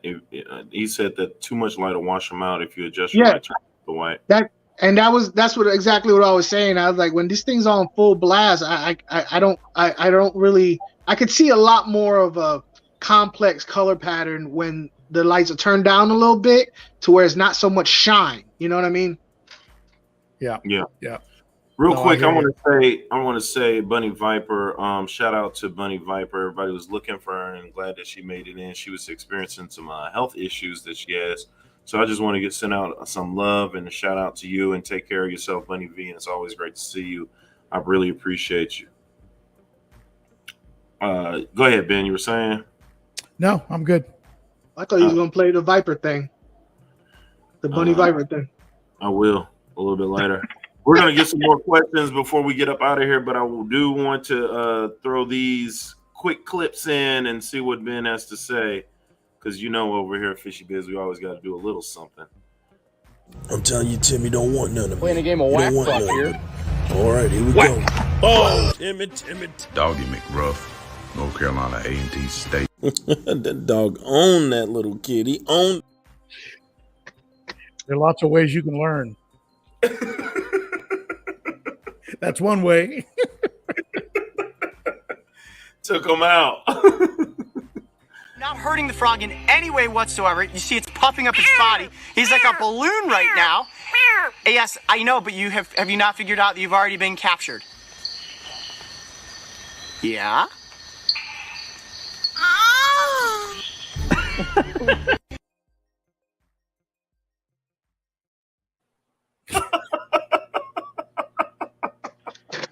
I've heard animals make some wild sounds. I've heard a bear attack a deer, and the deer sounded like a human trying to get a ow, ow, ow. I'm like, wait, what? We get bullfrogs here by my house. Yeah, I got these frogs out that be breeding in my dang on guppy tanks outside. I got this, and I didn't get to it fast enough, and I got so many tadpoles in this one tank. So I keep having to pull out the fry, but they're the same size. You have to really like squint to see the difference between the fry and the tadpoles because they're so little. I'm starting to get irritated with it. They're all getting flushed. Like I'm over here with the little itty bitty guppy nets and stuff. And tadpoles get in there, mother. So I'm sorry. Go ahead, Ben. You can see I can play with the light behind you on my app, make it a little brighter. Here, let me tell a layout you real quick. Let's see what we got back here. Okay. So you can just turn it up a little bit with this app. You can see how it looks a little bit brighter. Yeah. But you can see the washout, right? Yeah. Yeah. Okay. You drop it down a little bit. It looks a little bit better, a little lighter. Right there, actually. Well, and then it almost looks like you have it spotlighted. Like they could go back and not be in as much light if they choose to. Well, I have a light that is maybe, I don't know, a third, maybe a little more than a third, maybe right in front, and then I have two back lights. There's three fixtures on here. Okay. So you have back fixtures that are very dim, and then you have the one bright center fixture. Fish like to be able to go into a slightly dimmer area. Just helps them with stress. Yeah, I think that whole stress thing people don't think about enough. I really don't. Like you said, it'll mess with their immune system. I don't think people, and that's one of the reasons why I don't like them super packed tank, because there's nowhere for them to decompress. Nowhere at all. Yeah. Maybe it doesn't make a big deal when it comes to African cichlids, haps, peacocks, or whatever, but just me as a fish keeper for as long as I've been, that's always been a big thing for me. So it's hard for me to switch my mentality up on that. You'd be surprised when you put caves. Yeah. Some caves like unique underwater galleries. They sell caves. You'd be surprised what fish will go in that cave. Yeah. Like I have a Salvini, real pretty Salvini in this 210, and that fish loves the cave. Just stays in the cave. I know I had a firemouth that didn't mess with nobody until they tried to go in his flower pot. Then they was asking for trouble. Yeah. All right, guys. I'm going to have to wrap this up. I've got to handle something in a tank in front of me before I go to bed. But it has been a lot of fun. Spend some time with you guys, and I appreciate everybody that came and sat in. Yep, definitely. Appreciate you, Ben. Thank you so much. Really appreciate it. Yeah, I'll see you in Aquashella Daytona. Word. In Florida, November. You're going to be there, Drew? Right. Yeah, in Florida. Aquafunk, you're going to be there, Aquafunk? Yeah, it's like 2 hour drive from me, yeah. Oh, that's not bad. Yeah, I'm going to fly down to probably to Orlando and probably stay with Jerry over from Jerry's Fish Room. Jerry's Fish Room. Yeah, that's right. Jerry's Fish Room. I was with him when he had him film that. When he had him film that. Yeah. I don't know. I like if you watch Biz, if you watch Jerry's Fish Room, his intro is Jay Wilson going like he's off to the you're watching Jerry's Fish Room, and it's just I don't know. I just kind of I dig it. You know? I think Ben was there when he made that intro. Didn't he do it in Florida the time we were out there? Oh yeah, he did down in Orlando in front of his She Say booth. Yeah. How you say it? She say? She say. She sells seashells. Yeah, I can't say it. Seashells by the seashore. She say. And she had a she shed that she burnt down. As people used to watch my videos from Italy and go, "You're killing that name." All right, guys, you have a good night. Ben, appreciate you, man. Thank you, everybody. So much. It was fun. All right. All right, take care, man. Later. Okay. Bye-bye. Ben Ochart, y'all. Ben Ochart. He's a class act, man. I mean, he's like always that. been A1 with me, man. Even at the hot spot, he had some cool answers, man. He didn't crack under pressure. It was super cool. And he actually hit me up and was like, "Hey, we can, I could jump on your live if you want." I was like, "Cool." Is Jerry still in here? Jerry, I need to hit you up, man. Yeah, I forgot Jerry was was at lunch with us also. Jerry, I don't know, he hasn't said too much on here lately. What was this in the Orlando that just passed? No, only Orlando I went to. Well, the one that what was that? You were in and out. Right? Yeah, that's right. I can't stay, man. That spot was just too little, man. You just walk around one time. Okay, I seen everything. Gotta go. I can't. I'll try and stick around longer this time. I don't know. We'll see what happens. It was plenty big, but for what you wanted to see, you just like came in, said what's up. You didn't even like peruse around for real. I did though. Did you really? I did. I came in. You came in, said you had to get something, left out, came back in again, left back out, never came back in again. And Jerry is here. Jerry said he's right there. I can't sit still in one little spot for two. That's what come like I couldn't never get one of them little booth thingies, where you sit down and man, I'll be going nuts. Be like, yo, I'm just sitting here like I got to go. You're supposed to be going around and collecting film for your YouTube channel. I you know what? I had every intention to film Aquashell when I went there, but I didn't want to. I was like, you know what? This experience is just for me right now. You know what I mean? I don't have to document every single part of my life because then I don't feel like I have like any of it's mine anymore. You know, I got fish that don't nobody know about, secret fish, because it's mine. It's like, I haven't done a video on the new setup for my flower horn and Beischers. I mean, I've had that set up for a minute. I'm enjoying it the way it is. You know what?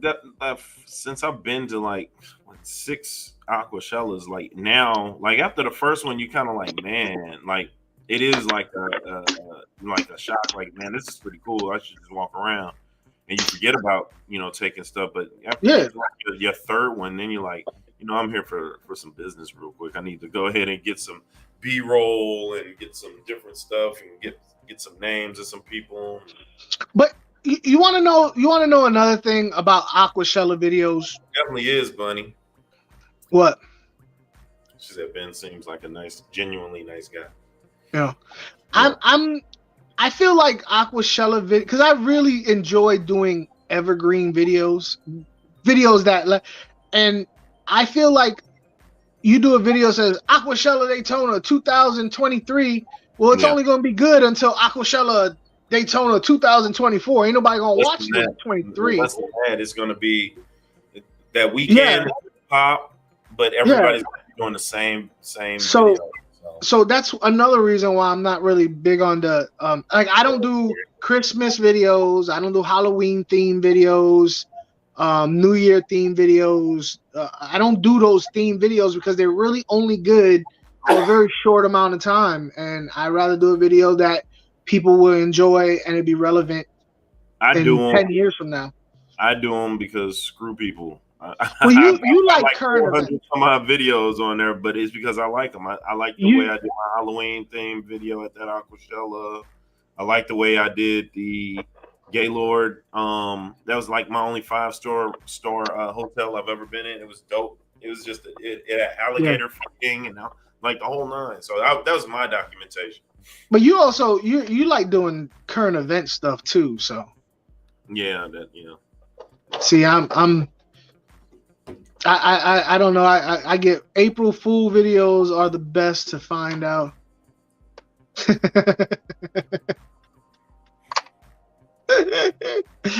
But I've never been big on current event videos. You know what I mean? Yeah. Well, you know what? I'm actually happy I did some Aquashella videos because when I went to Aquarium Society, my Missouri Fish Club, those old guys have never been to an Aquashella, nor had they, had a want to or have heard of or. So when I put that video up, they were like, "Oh, so this is what what I'm saying." So it's almost like an informational. I'll show my students the brighter side of fish keeping, the funner side. Yeah, and you know what? And you mentioned that. That's a damn shame because I've been to pet stores here when Orlando had it. I was like, "Yo, you going to the Aquashella?" They're like, "What's that?" You know what I'm saying? It's like they're so stuck in their ways that they don't even know what's going on more. You know what I'm saying? We got a new regime in there now. Still older guys, but younger, and actually are wanting to branch out more and bring more people in because they like I may be able to start getting some funds to go to Reefapalooza or the Clash and some Aquashellas and stuff now. I'd like to go to the Clash. That's the only one I would like to go to. Really, that's the only Reefapalooza. They just had that last weekend here in Orlando. Yeah. Dan said it wasn't a big deal. Well, Dan said it was cool, but he said Aquashella is just significantly bigger. But he said it was more like a big swap, big auction. Aquashella is more like a family-friendly, production. It's a production, exactly. It's a production. Mm-hmm. You know what I mean? But that's my only thing with Aquashella and stuff like that is I don't film because I just want to enjoy the moment. You know what I'm saying? Yeah. That's like I tried doing going out native, catching native fish, and I've done it. I just took all my camera stuff to do it and never filmed because I was just enjoying the moment, and having to stop and put the camera just right and make sure I got how's my sound, how's the light. Yeah. It just took away from it. Yeah. Yeah. All right, Crystal. Oh, is that Craig? Craig, man, this morning I woke up late for work, brother. I'm sorry. I was supposed to be on Craig's live. Well, check him out on his live stream to talk about angels that it has. And I woke up late, so I was rushing. I didn't get to watch his live stream. He be live early in the morning, half naked, cleaning, doing water changes. Would you do this to Mida?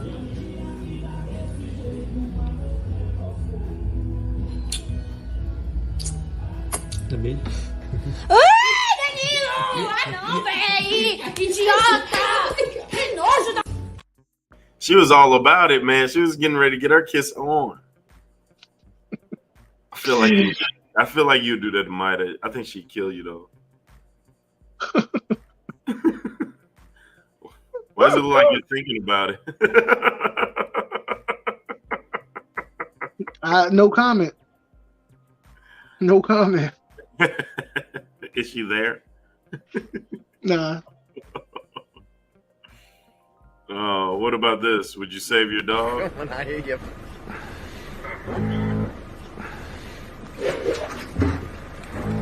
Let it go, dogs. Let's go. The other dog's coming. Had him in a headlock, bro. He had the dog in a headlock. Nah, that's what the dog can learn. Well, you can learn. Keep messing around with the damn kangaroo. See what's gonna happen to you, Fido.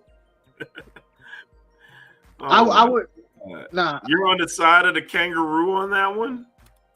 Sometimes you. Hey, sometimes Look, I've had dogs in my life where I was like, yo, I hope you get your ass kicked because you always starting stuff. Like they would always be starting stuff. That's okay. Those little dogs. It's a clip. It has what's some dogs that Jess has? Those dingoes. Dangos. Yeah, it has one of those that is going against the smaller dog, and the smaller dog, he's just like, a small dog, and then a cat just comes and attacks the dingo and just makes him just cry like a little girl. Like he's like. I had a boxer, Gypsy, right? Might have loves this freaking dog, and we had. Anyway, she was small, and boxers. If you don't know boxers, they're real family protective, right? But Gypsy went, and you know how many damn dog parks I got kicked out? I'll definitely get punched in the back. You know how many damn dog parks I got kicked out of this because of this damn dog? So I went and I adopted. They called it a boxer mix. It was mixed with a pit bull, and we called him Matt. He was big. He had yellow eyes. He was all white, and he looked like a zombie because it was like red around the edges of his eyes. You know, like the zombies got yellow eyes and it's all red and irritated. I brought him home to put Gypsy in her place, right? She need to learn that you can't mess with big dogs. This big dog is going to be the boss. She whooped that poor dog up and just, it became his, Mac was his little y'all. You know what I'm saying? Like, Mac would take stuff off the counter and Gypsy would eat it. Huh? I think you can say the B word when it comes to dogs, actually. I think I was watching a dog show and they was like, this is the #1 bitch in America. And I was like, I laughed. They would say over and over again too. That's a nice bitch. Look at that bitch. Look at the hindquarters on that bitch. You'd be like, come on, now you just doing it on purpose.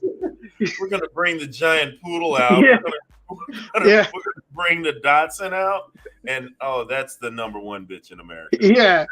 Like, come on now. Now you just pushing the envelope now.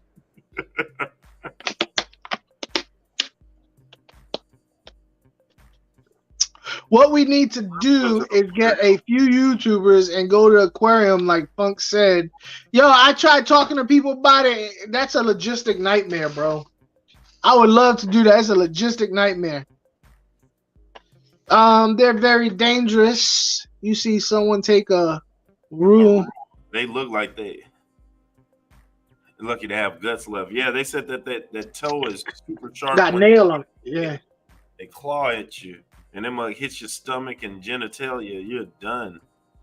I used to love watching the Tom and Jerry videos where Tom would mix up would like run after Jerry. Jerry go behind a corner and run past a kangaroo, and next thing you know, he thinks like the mouse done grewed up, and it beat the hell out of Tom. Kangaroo like a mouse. He thought he was trying to figure out why he was getting his butt kicked. Yeah. I like the Tom scream, like when he really like just got hit. He like and they show his little tonsil flipping in the air, like yeah, damn. But yo, I love that. That's like iconic. Like you know exactly. Oh, that's Tom. Tom got beat up or something. Tom got busted up. I did a voiceover.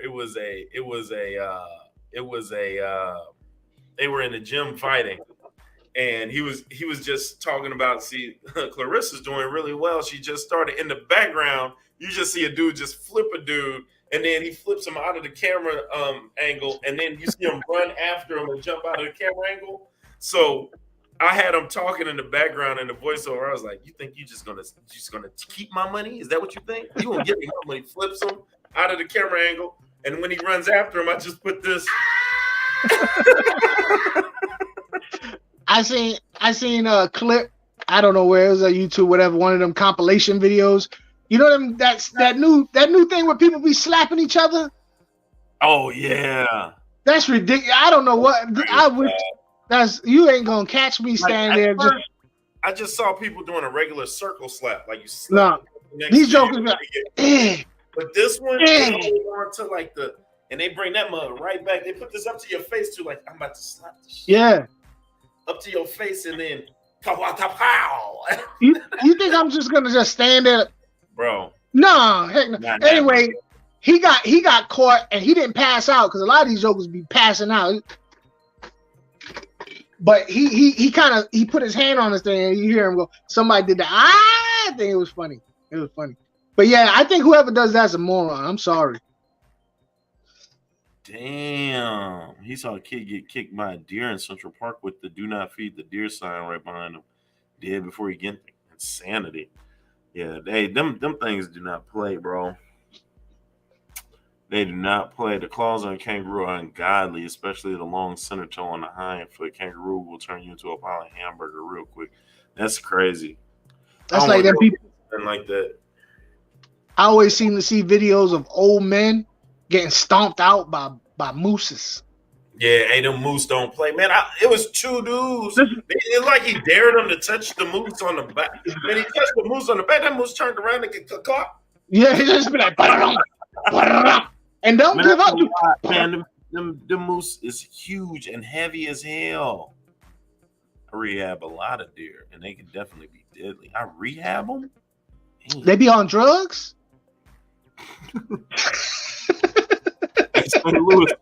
St. Louis drivers see a deer, they hit that mall going 100, like Buddy Ryder work at a rehab center, which is that's a worry. That noise. Deer's going cold turkey. They just going cold. They in a 30-day program. I heard koala aren't cuddly, but I did also hear that they're like the dumbest animals in the world. Like when God made them, they forgot all their thinky parts. You want to know what other animal that surprised me when they said that they bad? Sloths. Yeah. I heard a sloth will take you out. I heard that too. They got that big claws and stuff, but they be like moving mad slow. And then apparently they got that one. People go up and grab sloths like it's just man. I'm not grabbing none of that wild stuff, man. Them jokers they said koala is so dumb that they could choose anything in the world to eat besides bamboo. Or is it bamboo? No, it's the leaves. The leaves. Eucalyptus. No, yeah. Not eucalyptus. Is it eucalyptus? I don't know. What leaves are they, y'all? Marijuana? No. No, that's not it. What's the leaves that the koalas eat? I think you're right. I think it is eucalyptus. Is it eucalyptus? Let's go ahead with that. No. Whatever leaf it is, they said that okay. So they said the leaf doesn't want to get eaten. It's hard for it to digest, but they still just eat it. And then it's so bad that they have to eat it a couple of times. It comes out as a fecal pap for the kids. That they have to eat it and get that too. Yeah. That if you take the leaves off of the trees, put them on a plate and put them in front of the koala will starve because he don't know what it is. See, look, I'm look, crazy, dog. Look, how many tests do they do on these animals to figure out how dumb they are? Look, I'm all about saving the environment, saving the species, but if they too dumb to eat, or pandas, they too dumb to get it on.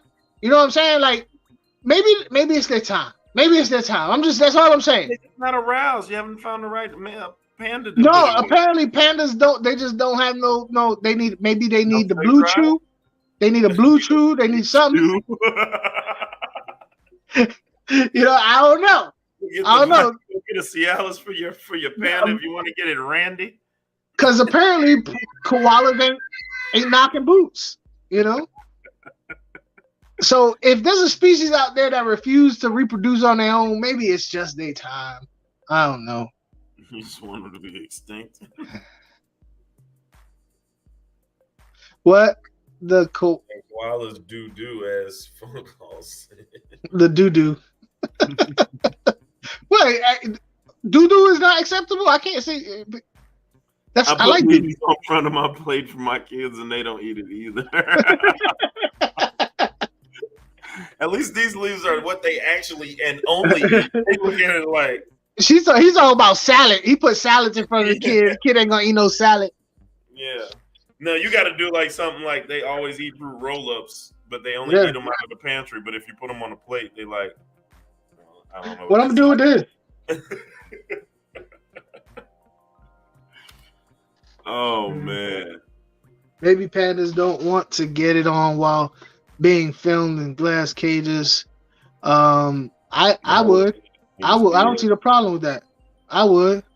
Yeah. Yeah. I mean, imagine them making you now see, and I understand the captive bred part. As a fish keeper, I understand the whole captive bred, you know, like you put a wild animal in a zoo and it's a weird ass situation. You know what I mean? They're not living a natural life. They don't want to go ahead and, you know, get it on. But apparently the ones in the wild aren't doing it either. Like they have to catch them and artificially inseminate them and stuff. So like, what's this? Ostriches' imprint on humans are likely to form preference for one or another human gender and then not breed with ostriches. I see that. What, they like humans so much that they stop messing with their own kind? Is that what we're saying? They think they're a person. Because you know how like a lot of babies learn from what they do as they grow up. Like, you know, like a dog, you know, a dog may not be able to handle living in a wild dog pack because they've been around humans their whole life, right? So apparently the ostriches think it's a human. If you put a puppy with a full-grown cat and let it latch on like a kitten, will it act like a kitten for the rest of his life? I mean, there's been cases. Nature. Look, in fact, here, I put it this way. I watched this one documentary today on elephants, right? There's this one elephant out in the savannah, and she became the leader of a buffalo pack. All the little water buffaloes and stuff. Wait, who did? An elephant. You know what I'm saying? So I guess she either the pack thought that she was a buffalo, or the buffalo or the elephant thought that she was a I don't know how it worked out, but I know this boy that was raised by wolves and was rocking around in the jungle, man. Like Mowgli, yeah. Mowgli didn't want to go to the human. No, can't be scared of them humans like everybody else was. We used to just call him Mo, but yeah, he was out there. Which, by the way, I forgot to tell you, you're a big old nerd, man. Why I gotta be a big old nerd? What you name your damn bison? What you name your bison? I just remembered that. And then say the name of your damn bison. Falcor. that's from the Never Ending Story, right? I'm mad you know that. You're a geek with me. I won't name my fish after a big fuzzy snake. No, that talk looks like a dog. He's a big white albino bison. He's the biggest thing in the tank. He's got to be Falcor. First of all, I had a discussion on my live, and my chat named it for me. I don't be listening to you. You Oh no, it says maybe habitat destruction does reduce. Yeah, that's a possibility. An ability I can see that. Yeah, I see that. But even if you kick me out of my house, I'm still gonna want to get some. What if we just kick you out of your house, put you with some different people, buck ass naked in front of a lot of people, taking pictures and looking and gawking and trying to get your attention? Like how much? Yo? Get it cracking. Let's go. Come on, I need the money now. I need the money. And they just feed you blueberries and steaks. No, they feed me food out of a little dispenser. You put a quarter in it. They just be throwing that stuff. They talk to you like a koi fish. And they be doing that at the petting zoo and stuff. And then the kids done figured out if you just shake it, the food come out automatic. And what kind of koi fish is that? Can you just go buy that normal, or is that like real like dog food and kibble that they just throw into these koi fish? It's dude, it's bulk fish. It's gotta food. be the lowest grade of it's whatever. The lowest grade. Yeah, it's the lowest grade. It's bulk fish. They sell it to fish so hungry, man. Them mouths be yeah. That shit. They sell it to farms. The people who like grow salmon and shit and stuff and farms. I don't know why I'm cussing all of a sudden. What? I think it's because we started talking about the dogs and that just got me going. Now I can't stop cussing. I'm sorry. Yeah, your true colors come out. Will the frogs grow up thinking they're guppies? You should let some of those tadpoles open up, man. I feed them to the mighty coal, man. See, and you named yours after Conan the Barbarian, but I can't have Falcor. Well, Conan the Barbarian is cool. You named it after his sidekick. You didn't even name him Conan. That's the name of the whole show. You named him after the. It started out the mighty Crom, but I was like, I'm using him to coal fish. So instead of the mighty Crom, I'm calling him the mighty coal. And Crom was the god that Conan the Barbarian. He's a god of iron, because Conan the Barbarian was all about that sword, life. You watched that and you researched that. You got the negative, dude. Conan the Barbarian. I had a thing for old girl. What's her name? Dark. I think that's why I like dark skinned chicks. Grace Jones. I had a thing for Grace Jones. I was like, ooh, she crazy. She wild. See the way she jumping on people all like an animal. That was back in the day. I don't know what it was about Grace Jones back in the day. But I was like, ooh. A sicko. She got a little raccoon tail. She's like, like that. She's the first movie was awesome. What was the name of the little ghost in He-Man? The one that used to hang out with was it like Orc or is that it? That is it? Or something like that? Something like that. She-Ra had one too. What was that one? Who? She-Ra had one. I think he went from show to show because it was like together. I think he bounced from show to show. He was a goofy little thing. She-Ra is He-Man's sister. Huh? I'm talking about the shows though. I think that. You talking about Orc? Was it Orc though? Or no, one of them was like a witch ghost. Orc was what was Orc? Orc was like a fuzzy koala bear or something. I'm like, it had rainbow wings or something. It rolled with old boy with the mustache. I don't remember.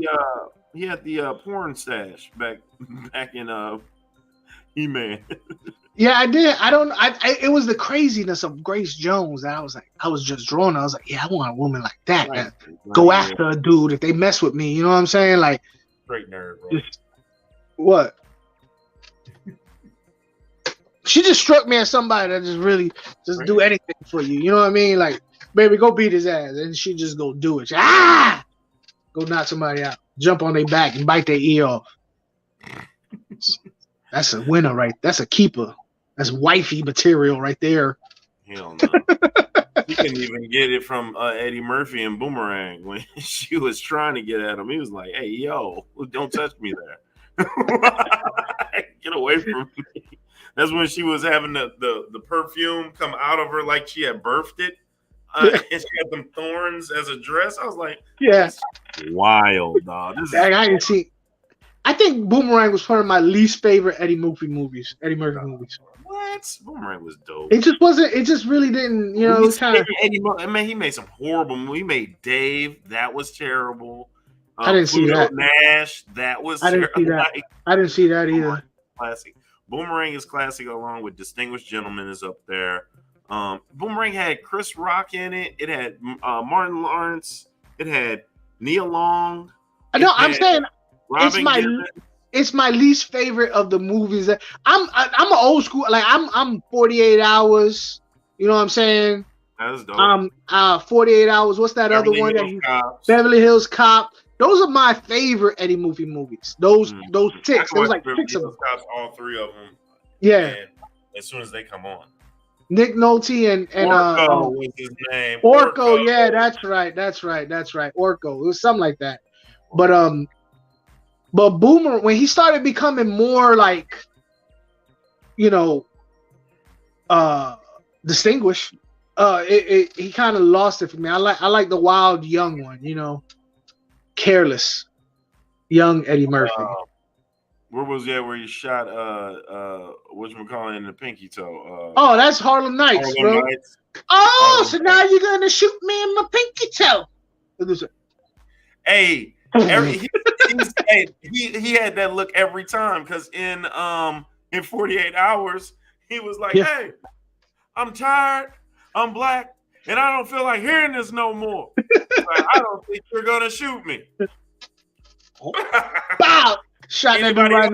Limping out of here tonight. I like in Harlem Nights when Eddie Murphy they were shooting up the spot. Yeah. Dude was like, pow. Eddie Murphy said, stop shooting that little thing. Don't ever shoot that again. I was like, yo, that'd be rolling. Arsenio Hall that did that. Arsenio Hall was shooting at Eddie Murphy. Arsenio Hall hit him with the hat and told him stop shooting that little shit. Because his homeboy had a little itty bitty gun. Fifth Element. I've seen it at least 15 times. I love the Fifth Element. Fifth Element? That's one of my favorites. One of my favorites. That's the first time. Chris Tucker in there as Ruby Red. I don't want one position. I want all positions. Comandala. Yeah, that was hot. Just watched Demolition Man. I was watching it on lunch. My students that came in, and they was like, "Man, what is this?" I was like, "Demolition Man." I was just like into it. They just sat down there, and I was like, "Are we supposed to be doing something?" Dude, a lot of people hated Demolition Man. I liked it. I'm a big Wesley Snipes fan anyway, so yeah, I rock with Wesley too. I'm big. Yeah, I like them wild. And Sylvester Stallone. How could you not like that? And Sandra Bullock. You get Sandra Bullock in there. I'm still trying to figure out the 3 seashells, bro. I still think about it to this day. I'm like, oh, he said it again, and I still was on it too. I was thinking of maybe some sort of bidet. Now that I know what a bidet is, I'm like, maybe that's one of the 3 seashells. But there was 0 paper, toilet paper. Like, what's the third? Why you need 3 of them? Well, what do you do with it? You just scrape your butt, and now you got a doo-doo seashell. Just what are you gonna do with this doo-doo seashell? And then do you clean it? Do you clean it? And you couldn't touch it because you couldn't even give anybody a real 5. Everything was just like air. They wouldn't having real sex. They was having virtual reality sex. And even Sylvester Stallone looked ugly too. It's ugly. He was ugly, yo. Like I was like, ooh, ain't nobody ever gonna want to get a second turn with him because I was like, oh, that's your old face. Come on, Sly. I have 17 and 18-year-old juniors and seniors, Sigla Save, and I have a class of 14-year-old freshmen. Now I'll be thinking about Sylvester Stallone and that orgasm part the whole time. He's like, can we just do this the regular way? She's like, ew, you mean actually, like, I don't know, the chunka wonka, He's like, the hunka chunka. The hunka chunka? I was like, bro, you ain't got call it the hunka chunka. You ain't got no game whatsoever. You can't go up to a girl and be like, yo, you trying to do the hunka chunka? The hunka chunka. You want to wrestle? Like, what do you like? No game. She was thoroughly disgusted. She's like, ew, you mean actually swap fluids? That's the first time I seen Sandra Bullock too. No, was it Speed? What came out first? Was Speed came out first and then? No, Speed was later because Keanu Reeves probably wasn't born when Demolition Man came out. Yeah. Would you eat a rat burger? Hell yeah. That rat burger looked good as hell. Oh, no. I would have ate it. Nah, I couldn't do it. I couldn't do it. You would have ate it. You would have ate it. He didn't even know it was rat. And he just thought it was a burger. Rat, huh? I was like, put it. You see any cows down here? He's like, this is rat. It's good. Yeah, that was another movie people hated. I liked it. You know, that dude said he was driving a car and crashed it, and all that foam came out. He's like, I don't know, I was just driving, and the thing turned into cannoli. He's like, I'm trying to figure out why I know how to make a whole sweater. Yeah. And was Wesley Snipes' name in there? It was. He had like a. Damn, what was Wesley Snipes' character's name? Oh, now that's gonna kill me. Somebody Google that, please, because it's gonna hurt me all night. I'll be up like. And Wesley knows how to do a karate and 187s. Like, what's up? Why do I know how to do everything about knitting? Also, 12 Monkeys is a great movie. Unbreakable was a good movie. Oh yeah, Unbreakable was dope. I like 12 Monkeys though. Brad Pitt was funny when he was in that thing with his little crooked eye, the little. My daddy. High Class was Taco Bell. Taco Bell stood the test of time in the future. That was crazy. Arnold Schwarzenegger was the president. She was like, all restaurants are Taco Bell now. I was like, that kind of sucks.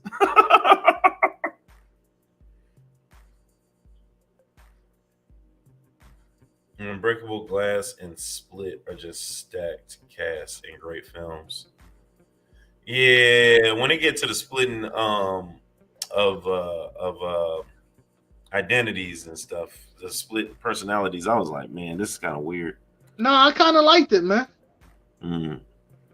Don't you have something to do? Don't you have something? Kill, Edgar Friendly, yeah, that's what the old boy was about to say. What was his name? It's on the tip of my tongue. Mine too. It's not Damien. No. God, it was like I want to say it was like a Jamaican name, like you know how Jamaicans have weird like real proper names. I really like Jamaicans, and I'm not gonna say anything against them. No, like you'll meet one Winston St. Croix. You know what I'm saying? Stuff like that. No, wasn't that. What was his name? Somebody please Google it. I'm gonna die. I'm gonna die. Y'all gonna make me do this. What was Wesley Snipes' name in Demolition Man? Wesley Snipes plays Simon Phoenix. Simon Phoenix, yeah. Simon! See, Simon is a Jamaican. Simon. Is Simon Jamaican? Simon, dude, that sounds like if a Jamaican guy said, all right, man, my name's Simon, you'd be like, yeah, it probably is. Yeah, that makes sense. Never heard a Jamaican say that. But if you did, you'd be like, yeah, okay, Simon. I never met an American person named Simon. Gotta fly, y'all. All right. Right on, Peas and Haps. Appreciate you. Live from Canada. Yeah, I gotta roll out too. We've been on for 2 hours. Yeah, we have. But hey, but your intro was about 30 minutes of that, so it was like more like an hour and a half. Nothing been like 12 seconds long. Thanks, appreciate it. Anyway, thank you all for another great one. I really appreciate you guys. Best chat in the world. Like I said, you can be anywhere in the world, but you're here with me, and I really appreciate you all. Thank you for sticking it through. Those who were able to see Ben and get your questions answered, that's what we do for you here at Fishy Bizz Aquatics. Those who came to see Funk, he will no longer be here. He sucks as usual, and we're going to go ahead and put in wherever I want. We'll take you out of here, but not come in when I want to come in.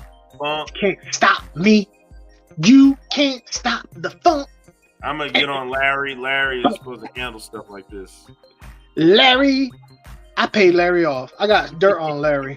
I caught Larry stepping out on his old lady. Larry let me in whenever I want. Messed up, Larry. Larry ain't got nothing to say. Man, y'all have a good evening. Be blessed, be peaceful. We'll be out and see y'all next Monday, 9 p.m. You already know what it is with another surprise from the Biz.